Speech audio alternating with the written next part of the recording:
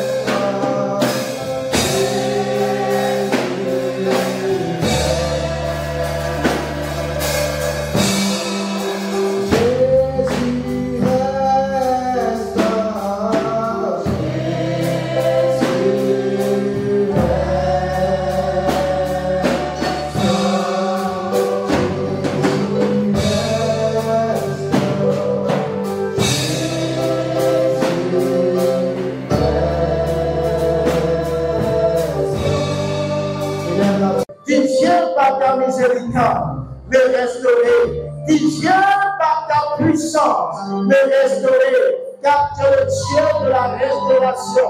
Tu as dit au peuple d'Israël, c'est ce ciel que vous voyez aujourd'hui. Vous ne le verrez plus jamais, parce que moi, l'Éternel, j'ai décidé de vous restaurer. Moi, l'Éternel, j'ai décidé de vous enlever de l'esclavage et de faire de vous des propriétaires, de faire de vous des hommes et des femmes habitant leur propre pays. Je vous restaure de l'esclavage, je vous restaure de la servitude, je vous restaure de la corvée, je vous restaure des œuvres de Canaan, je vous restaure des œuvres de Pharaon, je vous restaure des œuvres de Pharaon et de ses serviteurs. Moi, l'Éternel, je vous prends, je vous fais traverser la mer Rouge et je vous fais habiter le pays que j'ai juré de donner à Abraham, de donner à Isaac et de donner à Jacob. Moi, l'Éternel, Je le dis et je le fais. C'est pourquoi, Père, je crois que cette nuit également, tu as la capacité et le pouvoir de restaurer ton peuple, de restaurer les enfants que nous sommes ce soir. Là où il y a le ténèbres, là où il y a un manquement, là où il y a un assombrissement, là où il y a, Seigneur, de l'obscurité, la lumière jaillit, la lumière apparaît, la vie apparaît là où il y avait la mort. Oui, Seigneur, la vie apparaît où il y avait le chaos, la lumière apparaît où il y avait, Seigneur, les ténèbres, là où il y avait un désert. Seigneur, les hommes se multiplient. Là où la vie n'était pas possible, Seigneur, la vie devient possible. Là où, Seigneur, là où il n'y avait pas de forme, là où il n'y avait pas de vie, là où il n'y avait pas de connaissance, tu multiplies la connaissance, tu envoies la vie, tu envoies la vie, tu envoies la connaissance et la vie. Là où il n'y avait pas de règne, le règne s'installe au nom de Jésus. Là où il n'y avait pas de règne, là où il n'y avait pas de règne, le règne s'installe maintenant, car tu es Dieu et tu accomplis ta volonté dans la vie de tout un chacun d'entre nous, Seigneur. Merci pour ta grâce et merci pour ta bonté. Au nom de Jésus-Christ de Nazareth. Merci, Seigneur. Est-ce que tu peux... Bonsoir à toutes et à tous. Soyez les bienvenus cette nuit dans la maison de notre Dieu. Donne-moi un amen. Alors, ne sois pas timide, mais sois éveillé. Écoute-moi, ce n'est pas ta présence seulement ici qui va produire le miracle dans ta vie. Mais ce qui va produire le miracle dans ta vie, c'est ta présence en ce lieu et la disposition que tu auras à capter la parole de Dieu. Ce sont ces deux éléments combinés qui vont produire le miracle dans ta vie. Alors, ne te laisse pas aller dans la fatigue ou dans la distraction, mais dispose-toi pour pouvoir recevoir ce que Dieu a prévu pour toi cette nuit. Au nom de Jésus. Alors, je voudrais que rapidement on prenne nos Bibles dans le livre de Job. Job chapitre 3.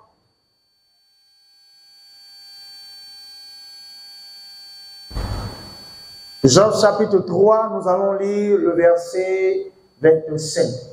Vous savez, dans la vie, la plupart du temps, il y a des événements qui nous arrivent parce que dans notre vie, nous avons toujours redouté cela et nous avons eu toujours peur de vivre une telle ou telle situation.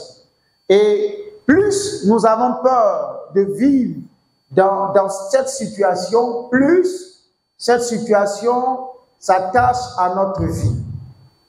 Il n'y a pas longtemps, j'échangeais avec une jeune dame qui me disait « Pasteur, j'ai toujours échoué dans ma vie. » Et je lui ai posé la question de savoir, est-ce que dans ta carrière, est-ce que dans ta vie de tous les jours, tu as constamment envie d'échouer?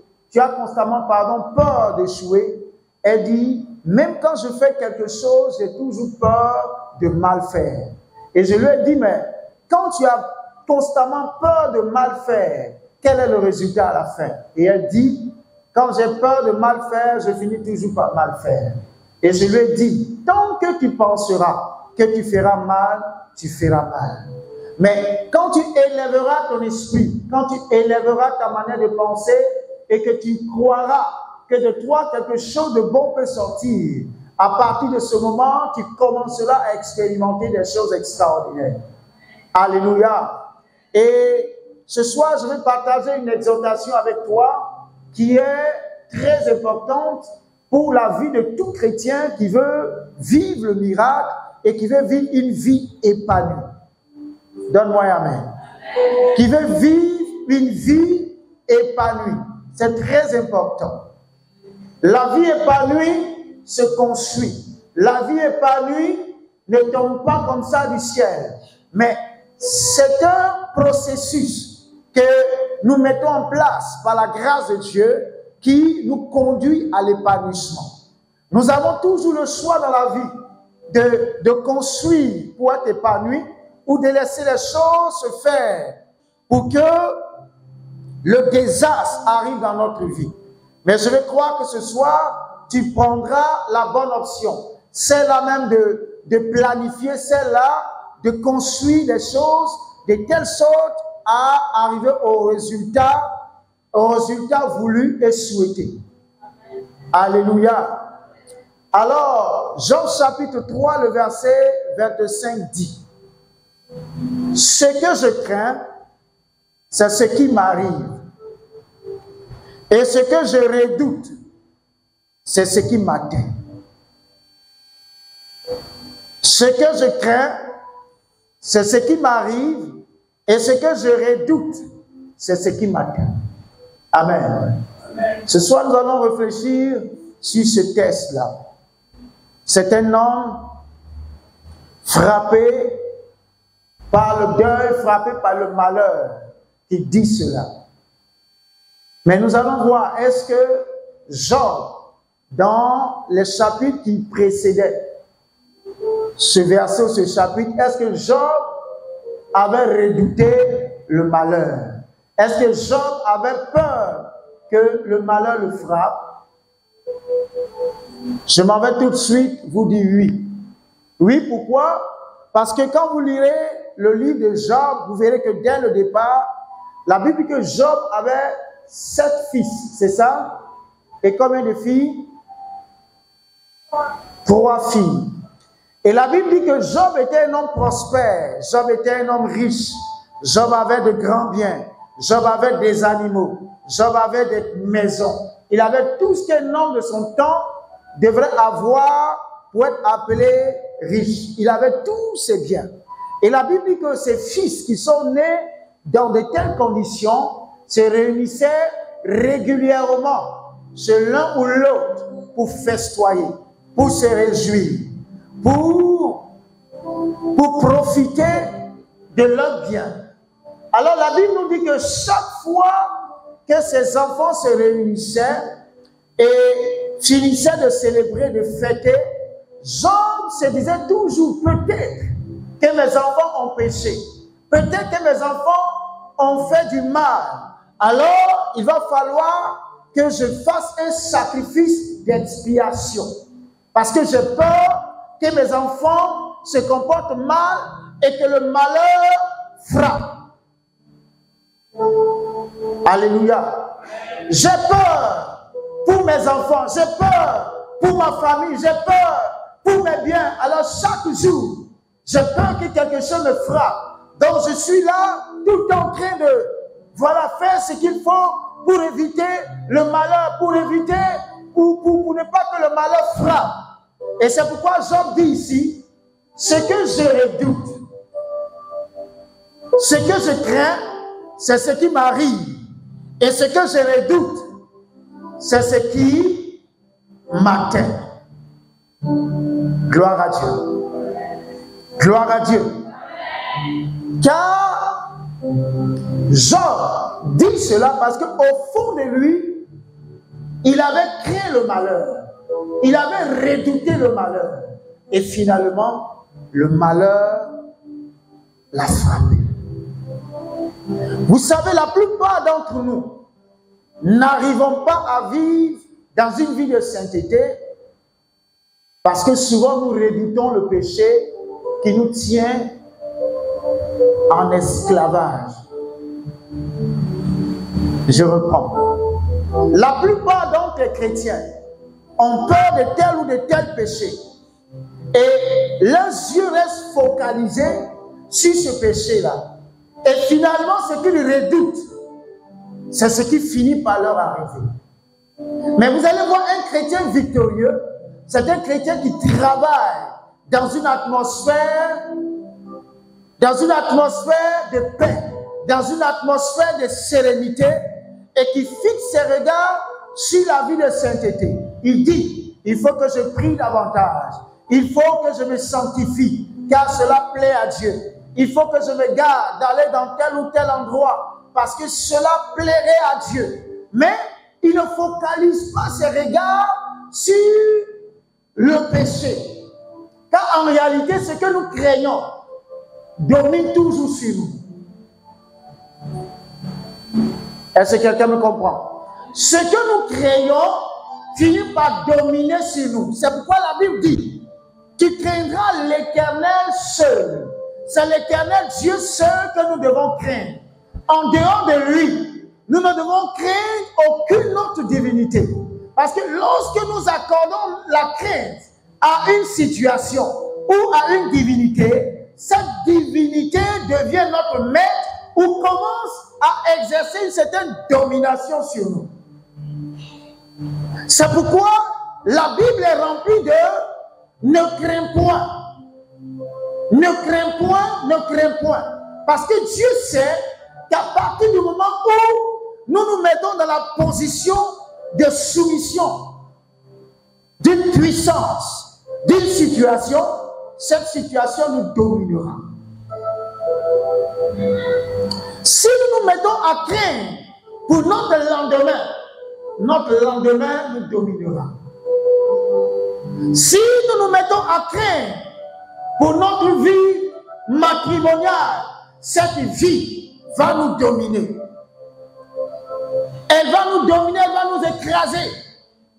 Et nous serons sujets de cette situation. Job a craint d'être frappé par le malheur. Et le malheur a finalement frappé Job. C'est pourquoi ce soir, je voudrais que dans ton esprit, tu commences à écarter ces pensées qui ne glorifient pas Dieu.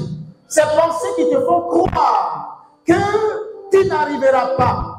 Ces pensées qui te font croire que tu seras à ta place. Cette pensée n'est pas de Dieu. Et il va falloir qu'à partir de cette soirée, tu l'enlèves de ton esprit. Car ce que tu sèmes dans ton esprit, c'est ce qui pousse dans ton âme. Et c'est ce qui impacte ton corps. Et ce qui impacte ton corps impacte ta vie. Si tu laisses le doute, regardez, il dit ce que je redoute. Dans redouter, il y a le mot douter. Donc, redouter, si je veux donner une définition terre à terre, quand il y a un ré, souvent c'est devant certains mots, ça veut dire c'est refaire, hein? Revenir, retomber. Ça veut dire qu'on était tombé et on tombe encore. Donc, redouter, c'est être dans une atmosphère de doute. Douter encore et encore. Craindre encore et encore. Trembler encore et encore. Être effrayé encore et encore. Mais Dieu ne nous appelle pas à occuper cette posture. Dieu nous appelle à occuper une autre posture. Et cette posture-là, c'est de croire dans les promesses de Dieu. Alléluia. Redouter, c'est être constamment en train d'être effrayé par une situation. Constamment en train de croire que cette situation ne passera pas. Cette situation ne s'améliorera pas. J'ai échoué hier, je vais encore échouer aujourd'hui. Hier, ça n'a pas marché, aujourd'hui, ça ne remarchera pas. Lorsque tu penses ainsi, bien-aimé, tu finiras par demeurer dans cette spirale d'échec et de ne pas fonctionner encore et encore. Mais je crois que ce soir, quelqu'un sort de cette manière de penser et de cette manière de voir les choses. Mais Dieu te donne, Dieu te propulse dans une autre façon de comprendre et de réfléchir. Et cette manière de comprendre et de réfléchir, c'est de penser un peu comme David. Vous savez, Goliath a assujetti toute l'armée d'Israël parce que l'armée d'Israël craignait Goliath. Goliath était craint. Et pendant tout le temps que Goliath était craint, Goliath est resté maître de l'armée d'Israël. Il sortait jour après jour et il insultait l'armée du Dieu vivant. Il a fallu qu'un jeune garçon du nom de David arrive et dit, mais qui est cet homme-là qui ose insulter l'armée du Dieu vivant? J'irai, je combattrai contre lui, je couperai sa tête et je donnerai son corps aux oiseaux du ciel. Lorsqu'il a proféré de telles paroles, et finalement qu'il allait sur le champ de bataille, vous verrez que lorsque Goliath vient, tout était là pour effrayer David.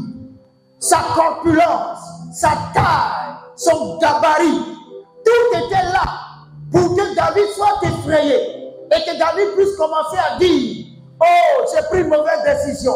Je n'aurais pas dû m'engager dans cette bataille. Je n'aurais pas dû m'engager dans ce combat. Mais au lieu de cela, David dit: c'est vrai, tu es bien bâti, tu es costaud, tu es un guerrier, tu es un combattant accompli. Mais moi, je suis certes un jeune garçon. Mais moi, je ne viens pas contre toi au nom de mes armes, mais je viens contre toi au nom du Dieu d'Israël, au nom de l'Éternel. Et aujourd'hui même, je couperai ta tête. Parce que Goliath lui disait: mais suis-je un chien pour qu'on envoie un enfant avec un bâton contre moi? Et Goliath a commencé à proférer des injures et des paroles. Mais David n'est pas resté bouche bée. Il a riposté. Il dit: moi, je viens contre toi au nom de l'Éternel.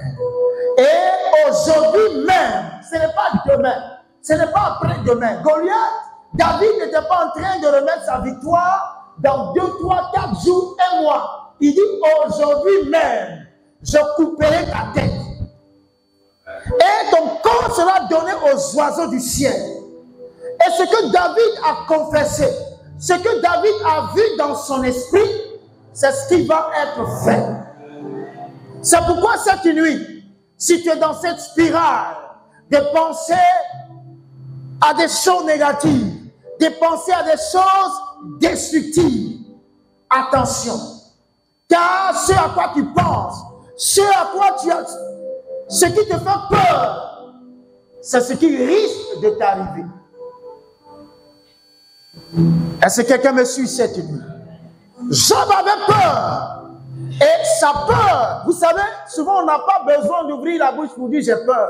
Mais dans nos actions, par nos actions, nous pouvons démontrer que nous avons peur. Et ce n'est pas quelqu'un qui est venu donner une révélation. Job lui-même dit: ce que je crains, c'est ce qui m'arrive. Et ce que je redoute, c'est ce qui m'atteint. Il y a des personnes qui n'ont pas encore de travail.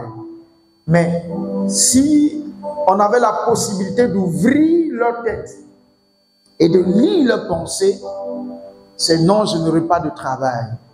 Le travail est trop beau pour moi. Le travail est plus haut que moi.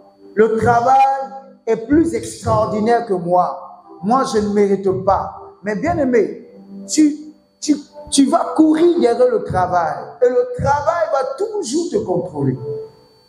Mais si tu commences à prendre position et à dire, à parler comme David, mais le travail va tomber. Alléluia. Le travail va tomber. Et quand le travail va tomber, tu seras maître du travail. Je vous assure que dans ce Burkina, pendant que certains n'ont pas de travail, au cours de l'année 2024-2025, il y a des gens qui ont changé de 2 à 3 postes volontairement. Ils sont ici, après ils entendent qu'il y a un autre poste vacant, ils postulent, on les retient. Ils font 3, 4, 5 mois, il y a un autre poste, ils vont postuler et ils sont encore retenus.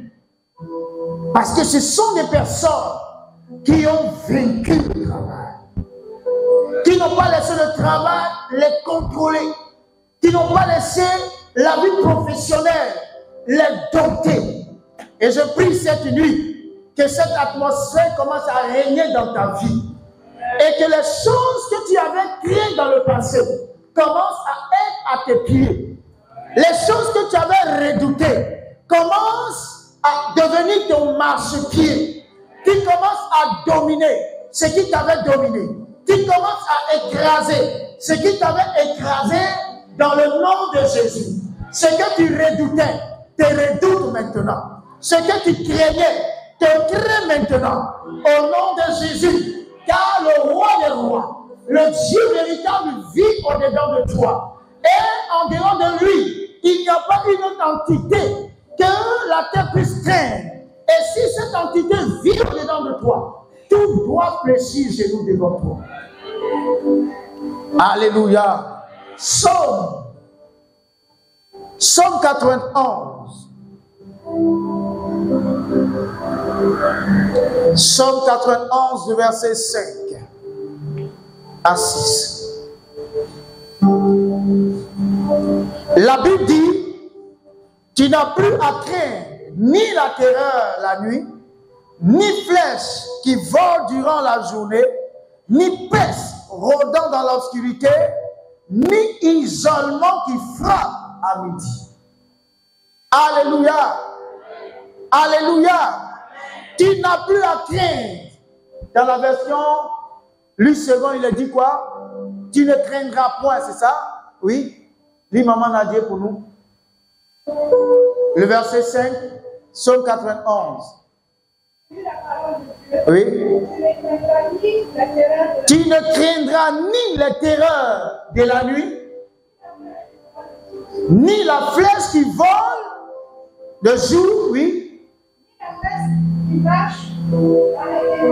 Ni la peste, c'est-à-dire ce que la sorcellerie répand dans les ténèbres. Tu ne dois pas craindre cela, oui. Mais la contagion, il peut y avoir des maladies qui contaminent en pleine journée. Nous avons eu le cas de, c'est quoi, du Covid qui frappait en plein midi. Tu as été touché? Est-ce que tu es mort? Non. Dieu t'a protégé. Dieu t'a gardé. Et d'autres maladies terribles encore viendront comme ça. Mais la Bible te dit, tu ne craindras point la contagion qui frappe en plein midi. Car lorsque tu crains, bien-aimé, tu donnes déjà une position à la situation par rapport à toi. Lorsque tu crains, toi-même, tu te rabaisses aux yeux de cette situation. C'est pourquoi à partir d'aujourd'hui, sois une femme de foi et sois un homme de foi. Même si la situation semble être intouchable à tes yeux, ne parle pas selon ta force, ne parle pas selon tes compétences, ne parle pas selon ton savoir, mais agis et parle selon la parole de Dieu.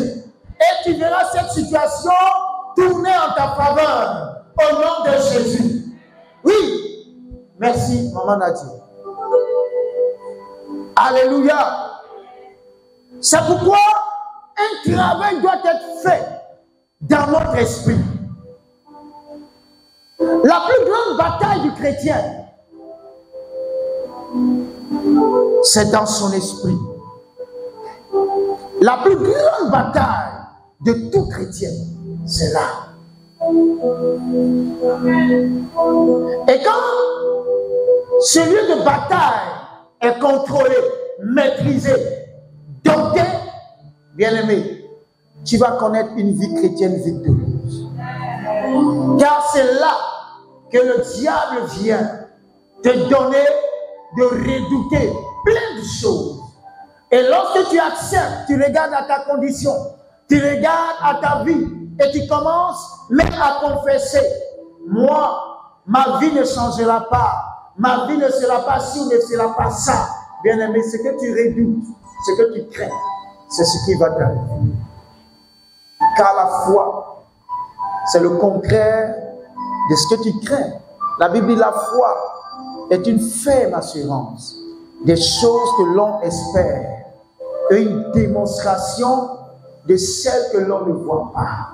Ça n'a rien à voir avec être dans une constante peur, avoir crainte ton avenir.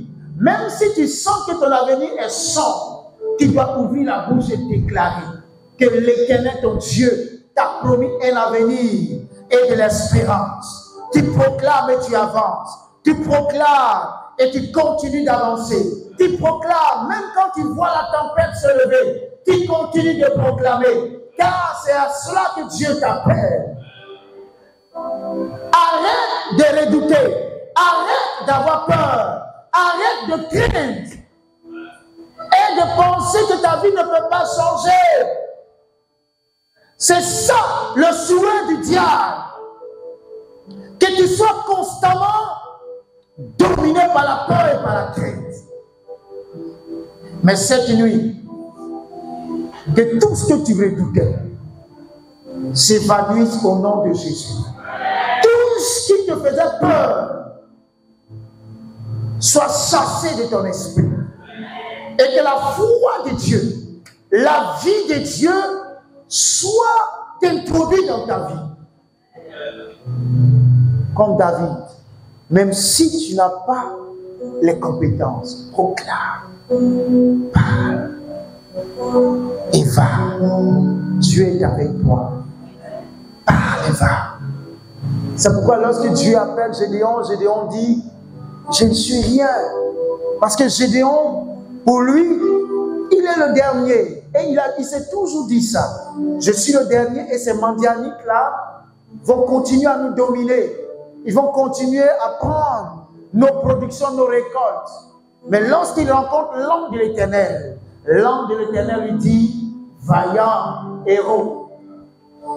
Alors que Gédéon était convaincu que lui, il était important, un peureux, un vanitier, quelqu'un qui ne pouvait rien réaliser. Mais Dieu le voit autrement. Dieu le voit et l'appelle vaillant héros. Il dit, mais Dieu, si je suis un héros, pourquoi j'ai vu telle situation? Oui, tu peux être un héros et vivre dans la défaite. Tant que tu acceptes les pensées que l'ennemi t'envoie, tant que tu acceptes de regarder avec seulement tes yeux naturels ce qui t'entoure et de marcher naturellement. Mais tu deviens héros lorsque tu fais des rencontres surnaturelles, lorsque tu commences à penser de manière surnaturelle. Gédéon a élevé son esprit au-dessus de l'esprit qui était son partage quand il a fait une rencontre surnaturelle. C'est pourquoi toi tu as la capacité de faire des rencontres surnaturelles chaque jour par la prière et par la Bible.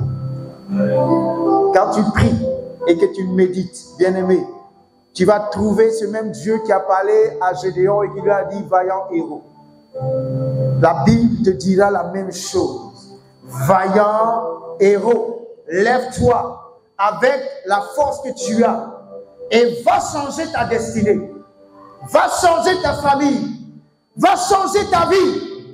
Vaillant héros, arrête de te voir comme le dernier. Arrête de te voir comme un homme peureux. Moi, l'Éternel, j'ai dit que tu es un vaillant. Alors, vois-toi comme un vaillant. J'ai dit que tu es un travailleur. Vois-toi comme un travailleur. J'ai dit que tu es un homme d'affaires. Même si aujourd'hui tu n'as aucune affaire, commence à penser, commence à voir cette affaire dans ton esprit. Et ça va se faire. Que quelqu'un dise Amen. Alors, arrêtons d'avancer dans une atmosphère polluée par des doutes et des redoutes. Arrêtons d'évoluer dans cette atmosphère. Alléluia. Arrêtons. Vous savez, souvent, je reviens encore. Je vais croire que toi, tu n'as pas un problème de péché. Mais le problème des péchés, comme je le dis, c'est ce qui nous domine, qui nous contrôle.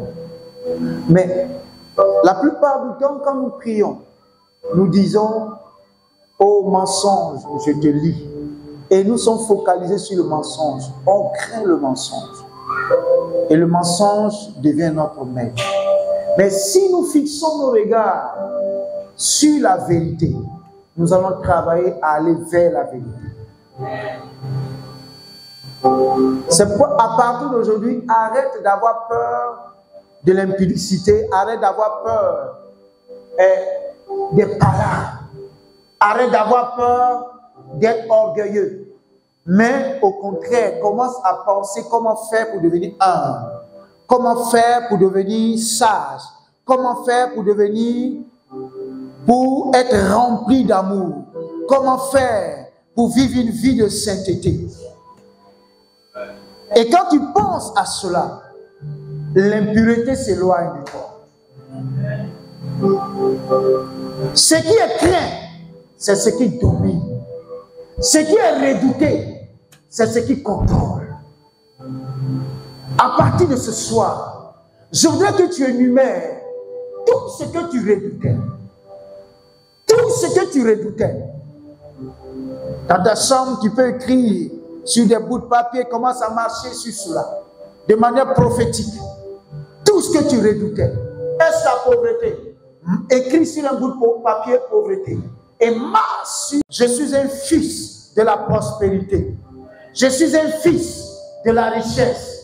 Je suis un fils du royaume de gloire. Et commence à penser gloire. Commence à penser prospérité. Commence à penser élévation. Commence à penser bénédiction. Commence à penser distinction. Commence à penser tout ce qui a trait à la gloire. Et tu verras ton esprit être transformé. Jean 22.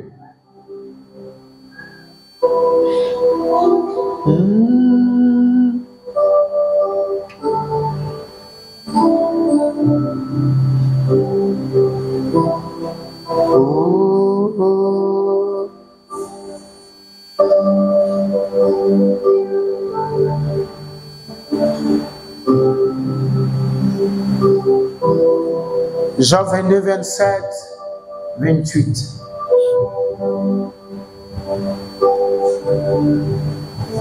Jean 22, 27, 28. Je lis la parole du Seigneur. Tu le prieras et il t'exaucera. Et tu accompliras tes vœux. À tes résolutions répondra le succès. Sur tes sentiers brillera la lumière. Voici ce que Dieu dit. La Bible dit, à tes résolutions répondra le succès.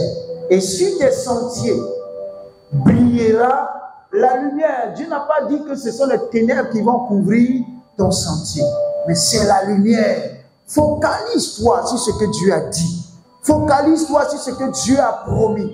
Focalise-toi sur ce que la Bible dit. À tes résolutions répondra le succès.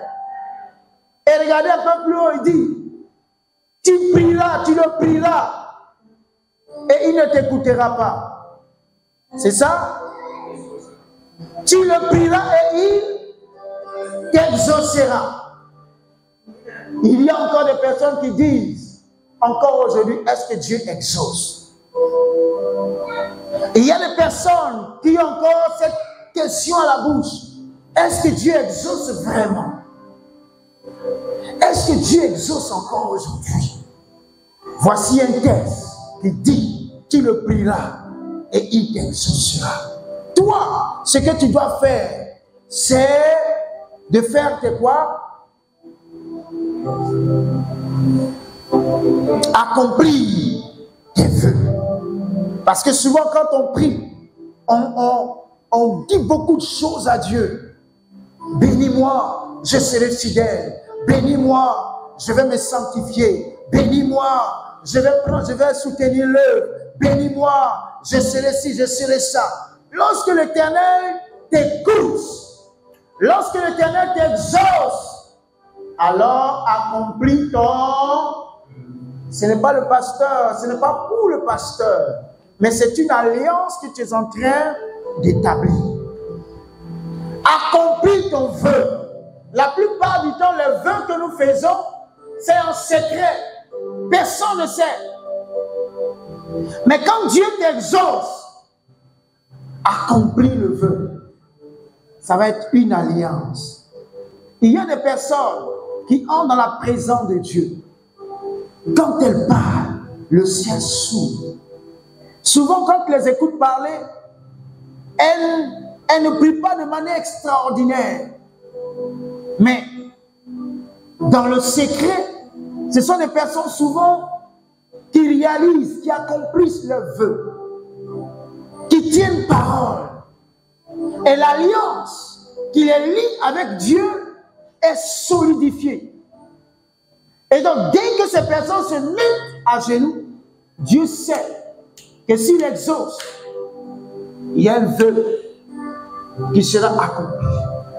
Et ce vœu, certainement, fera du bien soit à l'église, ou à l'œuvre de Dieu, ou même à une personne.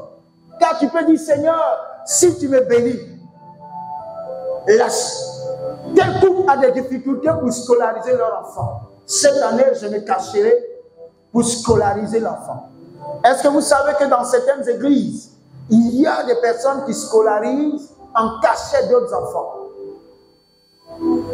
Ces personnes passent par le biais du pasteur et dit, pasteur, le Seigneur m'a mis à cœur de soutenir cette famille avec la scolarité. Mais je ne voudrais pas que la famille sache que c'est moi. Et à la rentrée, le pasteur t'approche avec une enveloppe, soutien de l'église. Car en réalité, c'est le soutien de l'église. Et cette personne-là, qui vient d'exécuter son vœu, d'accomplir son vœu, vous pensez que Dieu va l'oublier? Dieu ne l'oubliera pas. Dieu ne va pas l'oublier. Et souvent, quand Dieu, nous pouvons être en train de prier, et Dieu nous met quelque chose à cœur. C'est pourquoi souvent il faut noter, Dieu te met quelque chose à cœur. Et Dieu commence à te bénir. Dieu commence à aller quelque part avec toi. Mais quand Dieu constate qu'il y a des petits détails qu'il t'avait donné en chemin, tu ne le fais pas, mais Dieu s'arrête. Parce qu'il sait qu'il ne peut pas aller loin avec toi. Donc il y a des personnes que Dieu a déjà déclassées. Et Dieu attend encore que de nouvelles personnes se présentent et disent, me voici, envoie-moi. Alléluia. Ce soir, je vais t'encourager à enlever de ta tête cette peur de la pauvreté, cette peur de mourir seul, cette peur de ne pas pouvoir te marier, cette peur de ne pas pouvoir être ici ou ça. C'est le Seigneur. C'est le Seigneur. Et proclame la parole de Dieu dans ta vie. Tu verras la gloire de Dieu. À tes résolutions répondra le succès. Et sur tes sentiers brillera la lumière. Quel est ton sentier que tu penses être le plus obscurci? C'est lequel? Quand tu rentreras ce soir, prends ce sentier, prends cette parole et dis, Seigneur, la Bible dit que sur mon sentier brillera ta lumière. Je prie qu'à partir de ce soir, ta lumière brille sur ce sentier. Ta parole, qui est une lampe, éclaire ce sentier. Et que les ténèbres qui contrôlaient ce sentier, qui m'empêchaient de pouvoir être épanoui là, dégage. Parce que la Bible même nous appelle lumière. Et la Bible dit que notre Seigneur Jésus est la lumière du monde. Aucune raison que notre sentier soit obscurci. À partir de cette nuit, si ton sentier était obscurci, j'appelle la lumière divine sur ce sentier au nom de Jésus. J'appelle la lumière de Dieu sur ton sentier. Sois éclairé maintenant. Toi qui ne voyais rien sur ce sentier, à partir de ce soir, Dieu t'ouvre les yeux parce qu'il fait jaillir sa lumière. Il appelle la lumière comme au commencement et la lumière apparaît. Et à partir de cette soirée, tu regardes et tu vois clairement ce qui t'empêchait d'avancer. Car je vous assure, lorsque vous vous tiendrez dans la présence de Dieu, la Bible dit que ton sentier sera éclairé. Quand la Bible dit ton sentier sera éclairé, cela ne veut pas dire que ton sentier sera sans embûche. C'est parce que la Bible dit. La Bible dit que même si sur ton sentier, il y a des embûches, Dieu te permettra de les reconnaître. Dieu te permettra de les identifier et de travailler à ôter ces obstacles. C'est ça la lumière. La lumière vient nous donner du discernement et de la connaissance. Pour que ce qui nous arrêtait ne nous arrête plus. Et je prie que sur ton sentier, ce qui était camouflé, ce qui était caché, ce qui était couvert, qui t'empêchait d'avancer, soit mis à nu au nom de Jésus. Même si c'était un lien de famille, Dieu te le montre clairement. Si c'était un démon, Dieu le montre clairement. Si c'est une personne qui te combattait dans le secret, Dieu te montre clairement. Car Dieu révèle. C'est ce qui fait la lumière. Alléluia. Est-ce que tu peux acclamer le Seigneur ce soir?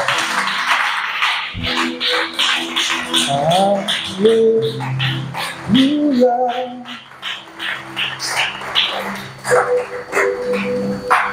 Je vais dire à quelqu'un cette nuit, n'aie pas peur. Avance avec foi. Avance avec foi. Cette situation va prendre une autre tournure. Et Dieu te donnera la victoire. Dieu te donnera la victoire. Que toute action de l'ennemi pour nous faire croire qu'on n'y arrivera pas soit dégagée. Psaume 119, le verset 39. Alléluia, tu donnes ta vie pour moi. Éloigne de moi l'opprobre que je redoute, car tes jugements sont pleins de bonté. Éloigne de moi l'opprobre que je fais quoi? Que je redoute. L'opprobre, c'est quoi? La honte, le rabaissement, l'humiliation. Souvent, on a peur d'être humilié. On a peur d'être dernier. On a peur de mourir jeune. On a peur de mourir sans rien réaliser. David dit, éloigne de moi l'opprobre que je redoute. Mais David le dit dans la prière. David ne s'assoit pas pour dire, j'ai peur de l'opprobre. David en parle dans la prière. Est-ce que quelqu'un peut dire Amen? Souvent, on a tellement peur d'échouer que nous-mêmes, on devient, quand on nous regarde, on voit l'échec. Mais à partir de ce soir, commence à te voir comme le succès. Tu dis pas Amen. Ton Amen me fatigue. Ton Amen me fatigue. Est-ce que tu peux acclamer le Seigneur?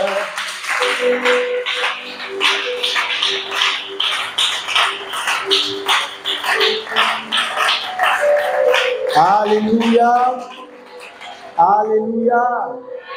Ce mal que tu as ne va pas te tuer. Tu vivras. Tu vivras. Le diable va vouloir te remplir d'un esprit de mort. Mais écoute-moi bien, tu vieilliras. Tu vieilliras. Dieu va te garder. Il va te garder. Et tu témoigneras de la puissance de Dieu. C'est l'ennemi qui joue avec ton esprit. Et Dieu n'a pas encore dit son dernier. Tu vas te tenir debout. Il n'a pas dit le dernier mot. Il n'a pas dit le dernier mot. Il n'a pas dit le dernier mot. Crois simplement, attends. Il n'a pas dit. Il n'a pas dit le dernier mot. Un projet pour moi. L'Éternel a des projets pour moi. Oui, je connais les projets que l'Éternel a arrêtés pour moi. Ce sont des projets de paix, des projets de mariage, des projets d'enfantement, des projets d'élévation, des projets de guérison, des projets de transformation, des projets de transformation, des projets de victoire, des projets de victoire. Des projets de victoire, des projets de victoire. Cette nuit, je vais déclarer, cette nuit, je vais déclarer, Père, que tout ce qui était redouté par mon cœur, tout ce qui était redouté par mon esprit, s'éloigne maintenant. Au nom de Jésus, je ne redouterai point les terreurs de la nuit. Je ne redoute point les terreurs de la nuit. Je ne redoute point les œuvres des ténèbres. Je ne redoute point les œuvres de l'ennemi. Je ne redoute point la médiocrité. Je ne redoute point, Père, le manquement. Je ne redoute point la pauvreté. Mais je vais m'attacher cette nuit à la parole de Dieu. Je vais me rattacher à la grandeur de mon Dieu. Me rattacher à la puissance de mon Dieu. Me rattacher à l'élévation de mon Dieu. Croire en ce que Dieu dit. Croire en ce que Dieu dit. Croire en ce que Dieu m'a dit. Oh Père, je bénis ton nom cette nuit parce que tout ce qui m'effrayait s'évanouit. Tout ce qui m'effrayait est repoussé. Tout ce qui m'effrayait n'a plus de place dans ma vie. Tout ce qui m'effrayait n'a plus de place. N'a plus de place. Tout ce qui effrayait quelqu'un en ce lieu ce soir est chassé au nom de Jésus. Tout ce qui était redouté, tout ce qui était craint, ce soir est chassé maintenant. Est chassé, chassé, chassé, chassé, chassé. Tout ce que tu craignais est chassé au nom de Jésus. Je prie que la foi soit basée, soit affermie, soit enracinée dans la parole de notre Dieu. Oh, merci cette nuit, Père, car tu es bon et car tu es fidèle. Au nom de Jésus-Christ de Nazareth. Merci Seigneur. Est-ce que tu peux acclamer le Seigneur? Lève ta main droite et proclame avec moi. Je prie et je suis exaucé. Je prie et je suis entendu. Je prie et les portes s'ouvrent devant moi. Je prie et l'Éternel me fait du bien. J'accomplis mes vœux. Je déclare qu'à toutes mes résolutions répond le succès. Et sur mon chemin, sur mes sentiers, brille maintenant la lumière au nom de Jésus. Sur le sentier de mon mariage, il y a la lumière. Sur mon sentier de travail, il y a la lumière. Sur mon sentier de voyage, il y a la lumière. Sur mon sentier d'enfantement, il y a la lumière. Sur mon sentier de mariage, il y a la lumière. Sur mon sentier financier, il y a la lumière. Sur mon sentier spirituel, il y a la lumière. je peux voir clairement et avancer de manière sereine et triomphante. Au nom de Jésus, la lumière éclaire tous mes sentiers et je déclare que ce que je redoutais, me redoute maintenant. Au nom de Jésus, ce que je craignais, me craint aujourd'hui. Ce qui me faisait peur, a peur de moi aujourd'hui. Ce qui me faisait trembler, tremble devant moi aujourd'hui. Ce qui me faisait tomber, tombe devant moi aujourd'hui. Au nom de Jésus, acclame le Seigneur cette nuit. Et reçois l'onction qui te fait dominer, l'onction qui te donne la domination et qui te fait triompher, qui te fait triompher ce soir. Si c'est qui avait triomphé de toi, car notre Dieu est victorieux. Il n'a pas dit son dernier mot. Il n'a pas dit le dernier mot. Il n'a pas dit le dernier mot. Crois simplement, attends, déclare encore. Au nom de Jésus, que le doute qui s'était emparé de ton cœur, le doute qui avait étouffé ta foi, est chassé maintenant. Chassé maintenant. Au nom de Jésus, Dieu vient au secours de ta foi. Dieu vient au secours de ta foi. Dieu vient au secours de ta foi. Dieu vient au secours de ta foi. Et cette foi te fait triompher. Au nom de Jésus. Regarde ton voisin et dis-lui, je triomphe. Je triomphe. Je triomphe de cette situation. Je triomphe de cette situation. Je triomphe de cette situation. Au nom de Jésus. Amen. Parce que tu nous fais triompher ce soir de ce qui avait triomphé de nous. Parce que ce qui était craint par nous craint à partir de ce message. Et ce qui nous avait dominé est dominé aujourd'hui par nous. Ce qui nous avait conduit est conduit par nous maintenant. Dans le nom de Jésus, nous refusons de craindre autre chose que toi, Dieu. Nous refusons de nous soumettre à autre chose que toi seul, Seigneur. Nous refusons de nous laisser commander, de nous laisser orienter par autre chose que toi. Merci, Seigneur, parce que tu nous donnes de professer notre foi, de professer ta parole, de déclarer tes promesses et de reconnaître que tu es tout puissant pour accomplir même ce qui est au-delà de notre pensée et de notre réflexion. Ce soir, nous rentrons sur nous. Veille sur nous. Seigneur, demain est un jour férié. Et tu sais que demain, des esprits mauvais seront invoqués. C'est la célébration, Seigneur, oui, d'une journée qui ne t'honore pas, une journée qui ne te glorifie pas. Préserve, Seigneur, chacun d'entre nous de tout esprit mauvais, toute invocation ténébreuse. S'éloigne de nos maisons au nom de Jésus. Et que la lumière de l'Église éloigne toute maladie, éloigne toute situation que cette célébration devrait attirer dans cette nation. Père, merci parce que tu nous raccompagnes et tu nous protèges. Dans le nom puissant de Jésus que nous avons prié. Bonne soirée.